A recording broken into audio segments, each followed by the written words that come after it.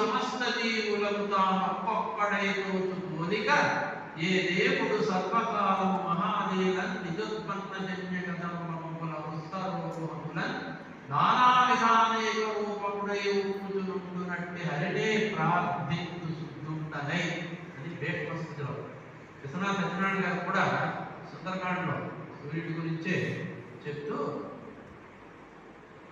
వెలుగు మరొక్క పేరు అఖిల విద్యలకు పరమార్థ భూతమై వెలుగులు తన్ను మించి మరి విశ్వమునందును వేరు చూడలే పరకుడు శిష్యవత్సలుడు అంబుది శోషణ దాహమూర్తి.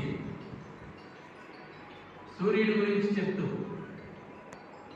వెలుగు మరొక్క పేరు విజయవాడ అన్న ప్రయాణమే, విజయవాడ నుంచి గుంటూరు వచ్చిన ప్రయాణమే. ప్రయాణం అంటే ఎటు వైపు అనేది మరొక ప్రశ్న. అంచేత రామాయణము అన్నది రాముడి ప్రయాణము బాగుంది. రాముడు ఎక్కడికి ప్రయాణం చేస్తాడంటే జీవుడి వైపు, మన వైపు. అంటే అక్కడి నుంచి ఇక్కడికి వస్తున్నాడు కాబట్టి అది అవతారము. ఇది ఒక కొంచెం మళ్ళా మనం జాగ్రత్తగా చూడాలి. దేవుడు జీవుడి వైపు వస్తే అవతారం, జీవుడు దేవుడి వైపు ప్రయాణం చేస్తే ఉత్థానము అంటారు.